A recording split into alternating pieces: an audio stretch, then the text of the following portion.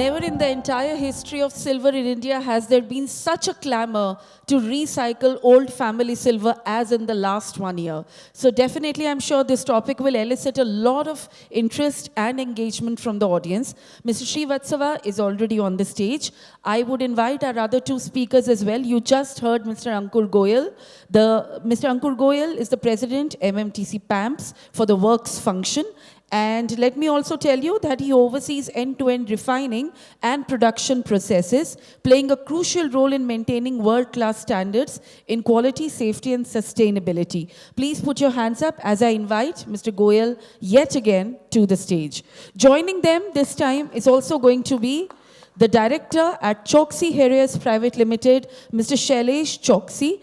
Choksi Heraeus has been a long-established Indo-German joint venture specializing in engineered materials and precious metal technology for diverse industrial applications. Mr. Choksi plays a key leadership role in steering the company's growth, responsible for sourcing practices and customer-focused innovation across sectors such as automotive, electronics, jewelry, and glass. I leave this session with Mr. Srivatsava. Thank you, Ruchika. Welcome once again. And this is going to be a very interesting session. We will start with silver jewelry and silverware recycling. I have so many questions. I have given some of them to Mr. Ankur Goyal. Help us understand this whole ecosystem. Where is this scrap generated? How does it flow? Who are the important people along this supply chain? How formal or informal this sector is, and so on. And what's the quantity or whatever it is? So I think the quantity everybody has seen, it's almost 500 tons in India and 5,500 tons globally. But global we can guarantee, but I think in India what I hear for it's much more higher. Because I was even discussing with few people, even in Hyderabad, if there are 50,000 showrooms, everybody gets something like 1 kg recycled, and I have got in these recent times. So the amount of silver which is there, and you have to see the other way, is we buy almost 7,000 tons of silver. So where is it going? It is definitely going much in industrial scrap, but there is enough. Almost out of 7,000, there is 3,000, 4,000 going into investment and into silverware and jewelry. So that scrap is definitely recycled one point of time. And recently, I think even we as a company have seen the amount of silver. I think what we sold in the 3 months, December, January, February, and Shailesh, I would also vouch for it, is what we have never sold in the last 15 years, the amount of silver and people are buying silver. So definitely scrap is there. So it is more on the household.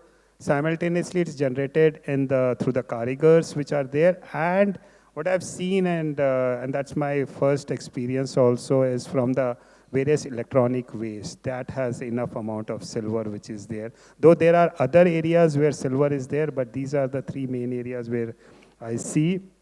And recently, we have also been interacting with a lot of temples. So a lot of people have donated huge amount of silver, and that numbers are really very high. It is also going into hundreds of tons of silver, which is hoarded by the various temples. So I'll stop here and then we can...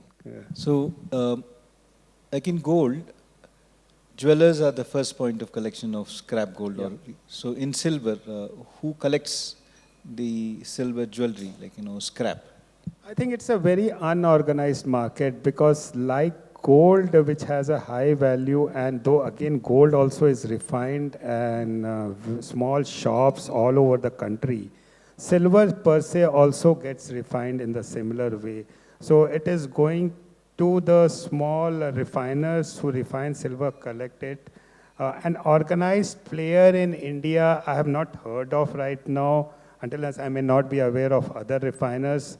But what I have also seen and what has come to me is globally there is a good organized market. And I was just talking to, I don't know if there was Ital Preziosi is here, and I was talking to them. In Italy, recently, there has been a huge amount of silverware which has been collected, and this has been going to all these refineries. And there is a very good system where all this silverware, and it was really surprising to note that the purity of that silverware. I asked, and he said, can you refine it or whatever? How can any refiner refine it? I asked, what is the purity? I was thinking it would range from 20% to say 100%, but it was all 80%. So in Italy, he said all the silverware is made 80%, and it was a constant number which they are getting, maybe 79.5 to 80.5. So currently, India doesn't, I don't see as an organized market. MMTC PAMP has just started recycling, but it is too wide a market to really help in work it out how we can collect silver. So at this point in time, I understand, combining what you said the previous session and now, it's informal. Yes. And the scrap has a high quantity of undesirable elements, and it's mostly local. It doesn't come through the formal, and therefore, like, it doesn't have. And numbers, your estimation is much higher than what is put on the record. Thank you so much. We will come to the official and the industrial scrap side. I understand that it is very much formal. What is the ecosystem of industrial scrap or silver scrap recycling, industrial silver scrap? Yeah. Take us through this whole process. Good afternoon. Thank you for having me here. So let's start with the generation or the supply side of the industrial materials, right, the scraps. So when we talk about electronic scraps, it's... Hello, can you hear me? Yeah. So the electronic scraps is mostly unorganized. It's probably the least organized in the whole supply chain. There are scrap dealers collecting electronic scraps. This would then go to aggregators who would be collecting and making larger lots, who would then send it to segregators who would grade the material, high grade, medium grade, low grade.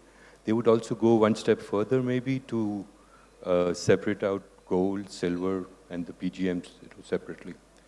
The silver part would then go to, let's say, major refineries who are more organized, who could refine it to 999, 49 purity. This then comes back into the cycle, into the market. Then you have the other side of the generators who are actual users.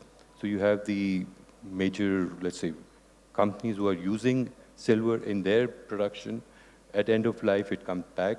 And then these companies, they prefer to work directly with the refiners because it's, let's say, a chain completely looped for the entire process.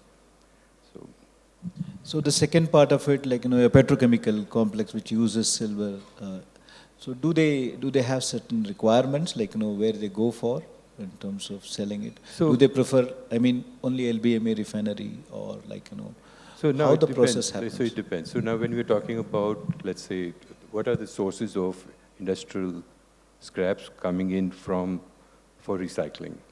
So you have materials coming in from EVs, photovoltaic, pharma, petrochemicals, even what you call medical sectors and so on. Now, when the customers need the material back in form of a product, right, they don't really need silver bars. So then it's actually a recycle and completely offering a loop to the customer. So it could be chemical products, it could be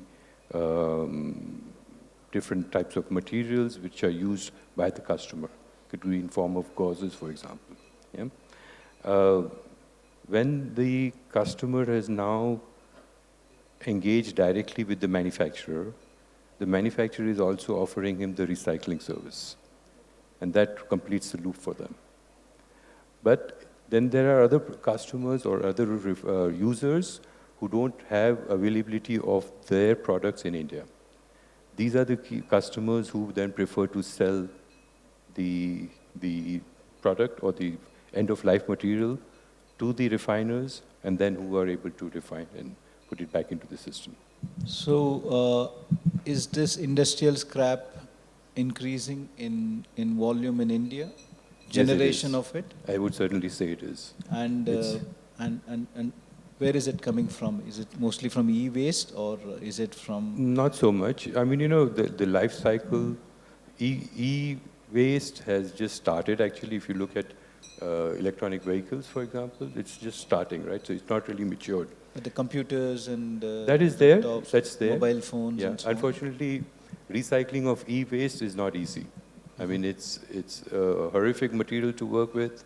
It gives out a lot of toxic fumes. It's really harmful for the environment.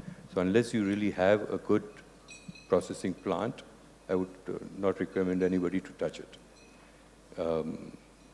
So you probably need a lot of equipment, pollution control devices and so on to make sure that you don't pollute the environment.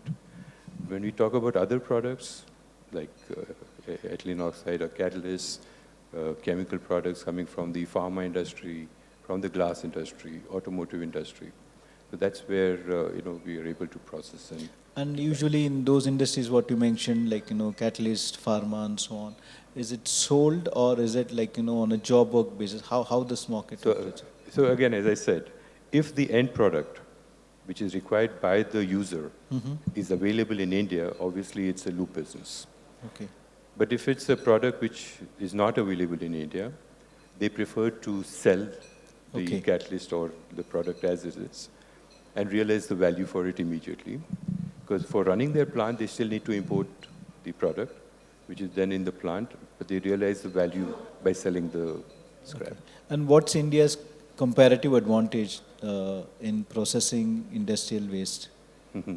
That's a challenge, yeah. I mean, when we are looking into India, the Indian environment, it's easy, it's not so difficult. We are complying with all the regulations.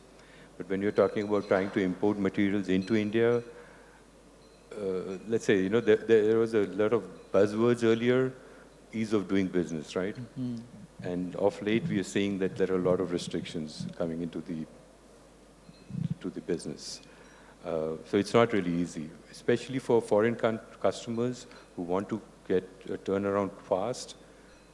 They're looking for ability to import into India quickly, re-export it out quickly. It's not always easy. It's not easy. No. And what could be one or two things that we can expect from the government which could ease up this process? It would be very difficult to advise the government on such matters. I think I understand that it's very difficult, but I remember, in the last Gold Conference, Mr. Arulanandan, mentioned about what Japan has done in recycle and how they've established that as a center for recycling pretty much every kind of waste, and therefore, they have gained competency. So they were, in fact, soliciting suggestions on what we can do on that chapters 7113 they were talking very specifically, or also on scrap recycling, they were talking. Yeah. So in that context, actually, there is a willingness from Ministry of Commerce. That's what I understand, actually. Yeah. So basically, if you look at trying to import material into India, then re-export, right? We would apply for an advance authorization. Now that calls for a 15% value addition. It's impossible to get that kind of value addition for precious metals. You pay maybe a composite fee and then try to get out of that loop. But in the end, it's a restrictive practice, right? I mean, you'd like to avoid that. So value addition norm is one of the... I mean, in the earlier days, I think it was before 2013 or so, it was always positive value addition. And after that, they've introduced this 15% value addition, which is really not really helpful. Right. On the industrial side, what is your perspective on the industrial scrap? Yeah, so I can echo what Shailesh Bhai has said. Though I can add is, what we have seen is there are certain aggregators who are though definitely electronic waste is a totally unorganized market. And I would say 70-80% of the electronics is going to Moradabad and getting it refined. But there is still a lot of organized market which is there, and we have collected a lot of electronic scrap, and per se we have set up a full, whatever he was saying, a full setup of handling all the fumes, and it's not easy. To tell you, having gold, reason of 50 grams per ton or 100 grams per ton, and silver up to 300 to 400 grams per ton recovery is a hell of a lot of task. It requires a lot of setup, which is not easy. Even in Italy, there are only 3 or 4 people who have done it. We have attempted it. We have succeeded to a certain extent. It is difficult. Second thing, what I can add, and we are facing, because there has been a lot of inquiries for us, and even I think it would be for Shailesh Bhai also, for import of silver. I think we should work import of silver similar to the Dore lines. Silver scrap, yeah, silver scrap. Similar to the Dore lines. Not so now any impure silver, if you have to import, and which has some gold or any other impurities, then you have to go through the, it's a restricted item, you have to go through the license route, and that takes a lot of time. I'm saying it is okay to go through the license route, but it should be available, like, though we are facing a bit of issue with Dore also currently, but the system which the government has set up for Dore, similar should be for silver and gold scrap, which can make it easy. And luckily, we don't have any bondation on export of silver. We can export pure silver out, which is easy, not like not like gold. So I think that point where if they can really work out, it will be ease us a lot, and it can really increase a lot of business, because most of the refiners we have known are really full with the kind of, because if you see, there is 33,000 tons of silver every year. Even if you take 10 years or 15 years or 20 years, this number is mind-boggling. There's a big opportunity. Even in the Metals Focus report, one of the challenges they have identified is the capacity of the refiners in terms of, like, when it comes to all the foreign refiners are full up to the neck, and we do have capacities. And in India, even a lot of our refiners have capacities, and they can do it in a lot of refining. So if that can be made easy, there can be a lot of business which can come to India. Do you have any experience, or can you share any experience in recycled coins, actually?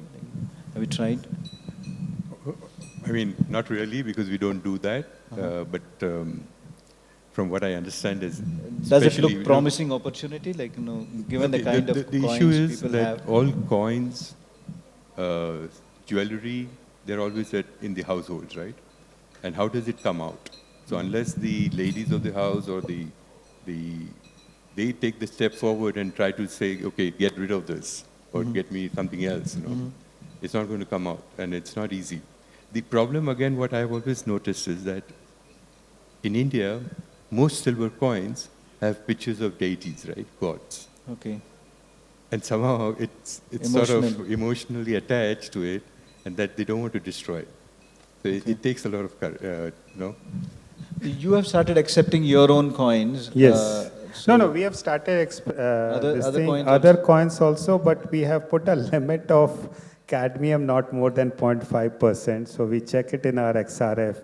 And because the idea is we have small areas of collection all over in India, and we tested it out, having cadmium which is more than 0.5%, it's not possible for us to melt it. So how has been the collection? Like, we have just started it off, but there has been a lot of inquiries from various temples. So we are working out at our plant a system where we can refine a huge amount of silver having cadmium, but that not by the melting route, by a chemical route, or we are also studying some organic route, bioorganisms. We are doing some research on that.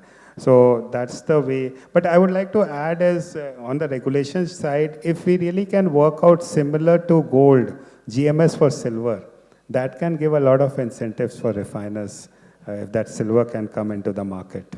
GMS equivalent for silver. Silver.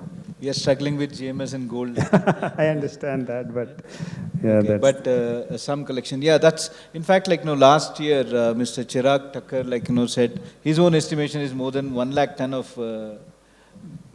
silver is there as investments inside India, like, so some incentive to take some part of it, like, as we wait for the questions from the audience, like, at this point in time, what I understand from you is that, like, the organized portion of the silver industrial scrap market is functioning well at this point in time. There's a scope for India to grow this space if certain regulatory hurdles are removed, right? And one of the things, like, what you also say is that, like, this space is very promising. The scrap availability is there. With a scheme such as equivalent of a GMS, it could, like, greatly easen up the whole system, right? Any other point would you like to add at this point? No, I just wanted to add to what Ankur bhai said, that most of the international refineries are really full. And that actually is a good opportunity for India, Exactly. right? I mean, Exactly. if I look at our own refinery, we are probably just running at 30%. So we have a huge capacity. I'm sure the other LBMA refineries as well, they have a good capacity. And that's not to say that other refineries cannot come up. I think compliance is an issue. There are a lot of hurdles to it, but once they get over it, then there would be other refineries who could come in as well. So I think there is an opportunity to utilize the, let's say, the capacities that The capacities and the capabilities available. And one other point was, when you talked about exporting, re-exporting silver. Of course, you can re-export it, that's fine. But that adds to the cost. So we should look at options of delivering the silver into the local Market or exchange. Yeah. Which could be to the free zones and so on. Right. You have any final comment, like, So, yeah, here what I would say is, I think this article which had come of Vaishno Devi has really created a lot of awareness. And with what ma'am said of silver hallmarking, if ISC is working on making it mandatory, that will really change the whole diaspora of the Indian silver market. But there's a need for creating this awareness because the devotees which they are putting the jewelry and they're buying and they're paying 100% is only 30% silver or 40%. So if that awareness comes and they start buying from a reputed shop, not rather than from a local shop, at least we will have, the way we have changed to a huge extent in terms of gold, I think silver also will fall in that line. Thank you. We have not received any questions from Slido. If anybody wants to, yeah, ma'am. Probably I am new to the field, so I just want to understand, is this cadmium issue in silver refining as well, as you were saying that you are not taking back the coins above 0.5% of cadmium. So such similar issue is there in other countries as well, or is it India specific issue that silver is mixed in, cadmium is mixed? I recently got, ma'am, 2 lots. I got the purities of almost 20 tons of silver lot, and we checked, there was no cadmium. So other countries, whenever they are making the silverware, the jewelry or anything, cadmium is banned. So none of the countries are using cadmium to make the jewelry, except in India. India, the usage of cadmium is really huge. So in India, is cadmium not banned yet?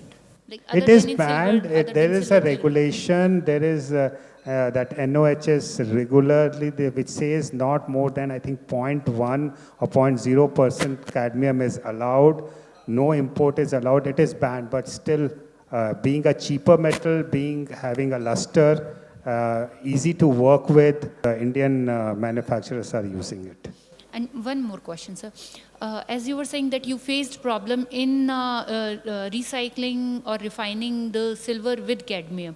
So you are one of the very reputed recycler or refiner. What about other small refiners? How do they handle this issue? So, so the point is, what problem we face is, the most important for us to even take back the silver scrap is to melt it. Then you can make it into a homogeneous sample. The moment we start melting it, there's so much fumes in the whole refinery that even you can't have, and if you're working, you can't have your workers staying there. So we are trying to work out some other chemical route. While what I see is the other refiners may not be following that, or maybe not be using the right set of this thing. maybe melting in open, maybe melting in there's a system where there is fumes, which may be hazardous. I have not seen those refiners, I have not seen their operation, but for a refiner who is reputed, I have not, it's not easy for them to really work it out. So there is a gap in standards. It means that we don't have some standardized mechanism of handling silver with the... Yes, we can look into that, because how to process that silver with cadmium is something we should now look into it and see how that can be worked out. Because I was even checking with a lot of manufacturers all over the world. Getting a furnace which can have a full control of cadmium is not possible. The only other thing which we could get is by vacuum distillation, which can really control cadmium to the last point, and it will not go out of the system. But those machines are almost 30 crores worth of machines. Quickly, Mr. Shailesh, on this cadmium, you are the largest electrical contacts. That's right. What's the usage of cadmium in that segment, please? That's right. So what he was referring to was mainly from the jewelry point of view. What we would talk about is we manufacture electrical contacts. The major use there of cadmium is there for the low voltage or medium voltage contacts. The use is coming down. It's being replaced by tin oxide. Most of Europe has already banned it. In America, it's banned to a great extent. There are a few manufacturers still. In India, as far as we are concerned, we have a lot of, production facilities in place. We have dedicated rooms. The workers are given proper clothes, breathing masks, and so on. We have scrubbing systems for the fumes which are coming out during melting and so on. So obviously, it is still a very risky business, but it's very difficult to switch over from cadmium oxide to another alloy, because it's the best alloy at the moment. For many years, it's been used. And there is now a transformation. It's going into other alloys like silver tin oxide and so on. But from the recycling point of view, what he mentioned, of course, it's a big challenge. Thank you so much. It's a pleasure to talk to two senior and well-experienced professionals, both coming from LBMA accredited refinery. Thank you so much.